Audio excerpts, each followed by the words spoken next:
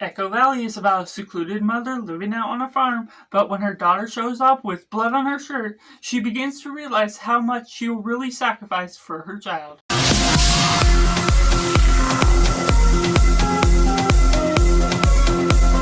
Hello and welcome to Cinema, where we focus on a film. I'm Josh, this is Simply Cinema. Let me know down in the comments below what you thought of Echo Valley, now on Apple TV+. Do you like it? Do you not like it? Or is it somewhere right in the middle? Or if you're now waiting to see this review to see if it's going to be worth it or not, and taking it right in a positive, Echo Valley has a really good cast that is backing up what the story is all flowing about, covering grief and all the things that go about for a parent sacrificing for a child. It's about this thing where this girl witnesses this death, everything that revolves around that, which I won't spoil all the minor details that you'll have to find out for yourself if you choose to watch it, but the way they go about this story is interesting and complex. The mysteries that pop up here and there, the cast is really well done for the nature of what you're getting out of it. Julianne Moore plays the mother of this daughter. She's really tender and sweet. You see all the sacrifices she's making along the way.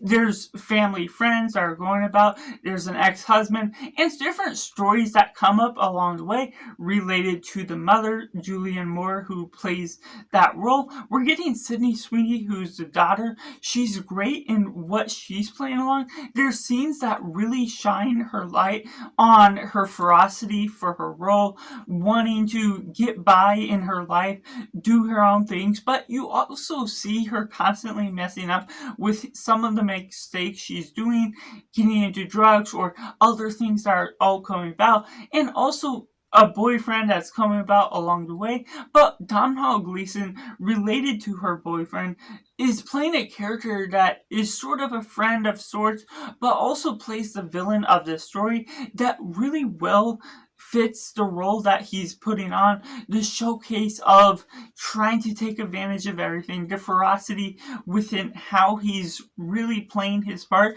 that really shows he's in control and taking advantage of the mother, being able to really handle things along the way.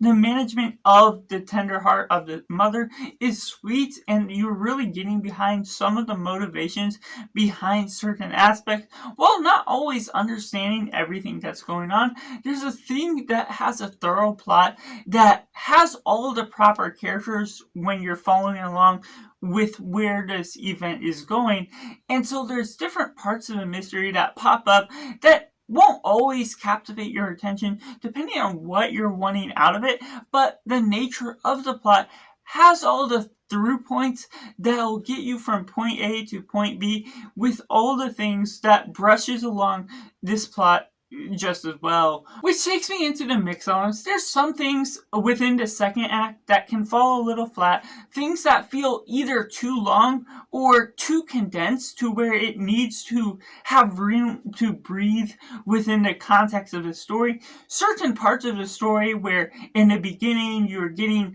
the ex-husband, but then he's gone for the rest of the story. Sydney Sweeney is a character that I feel we need to see a lot more throughout the story, but due to particular circumstances, she is not involved at certain points, which makes sense for the context, but when you're getting this startup that becomes more about her, you expect a little bit more out of her, or how the mother and daughter relationship is all coming about. It sort of starts to lead you on to suggesting certain things and different character dynamic relationships that are all coming about, but they don't ultimately stick to the point where you're understanding, getting specific points of resolutions, or when they have resolutions, it's all done rather quickly, shown in a light where Julianne Moore plays the lead character, where you're sort of set up to understand that, but all the character relationships around here feel a little empty, feel a little dry, and there's some aspects of this film that feel a little too similar to stories we've seen before, which I can respect the regards of what you get out of Echo Valley, that artists and writers can always write a new story that goes along the lines of this, but it doesn't have a distinct flavor, such as a similar story, Outer Range, which is a series over on Amazon Prime, about the same thing where a mother's child kills off someone and they have to cover up their tracks and the parent gets involved in order to do that.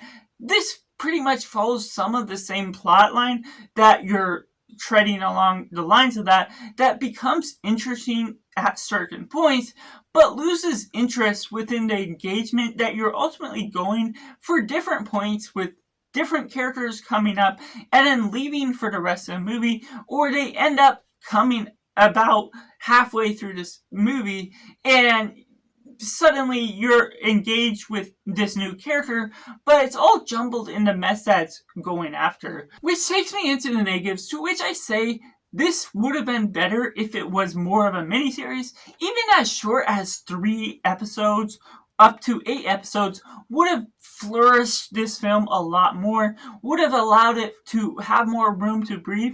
And Apple TV Plus is known for sometimes trying to push their movies toward theaters.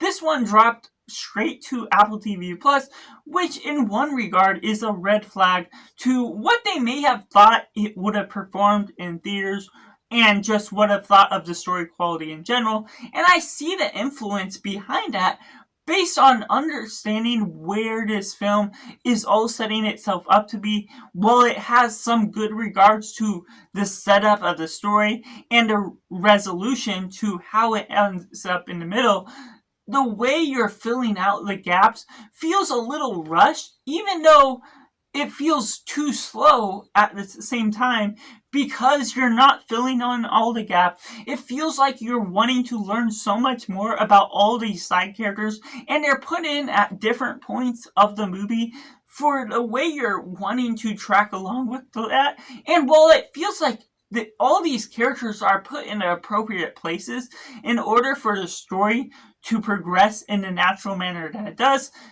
it unfortunately lacks the stamina, lacks the energy, and feels way too short for the nature of what this story is begging to get out of the characters. While you're getting these characters, you're sort of getting behind some ideas that they're going for.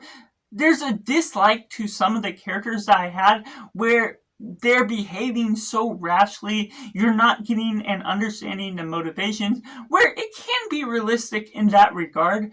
Sometimes you just don't understand when characters get too angry and people just break out into anger, but there's also some certain circumstances where they do some wrongdoings that you don't want to forgive, or you want to understand more about it, but they don't necessarily resolve it in a way of showing more of that character, and sometimes they leave you hanging with certain answers that doesn't necessarily clear up all the resolution, or it's showing the answers too quickly, and you're not necessarily getting all of the understanding behind how that character acts, where they came from, what all plan has been resolved. There's not necessarily a convoluted storyline that this story follows along with. I understand everything that's trying to explain, but because the characters lack so much substance that this story leaves out because of how condensed this story feels, it just leaves you with something that you're wanting a lot more, and that's where the runtime, even though it provides enough that makes sense for this sort of movie, just leaves so much out of it because it feels like it ought to be a mini-series instead.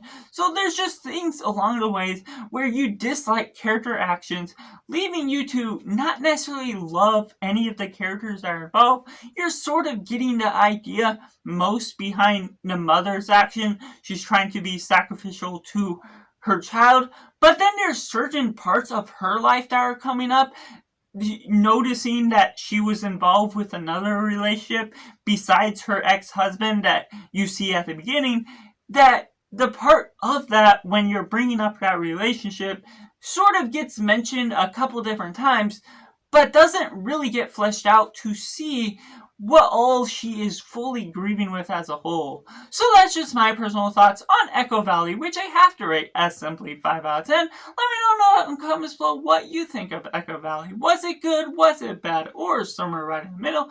Or if you're now going to plan on seeing it on Apple TV Plus or not, make sure to like this video if you enjoy it. Subscribe if you haven't already to join in film culture community where we talk about the love of cinema as a whole. So that's just all, and make sure to do yourself a favor and go watch a movie.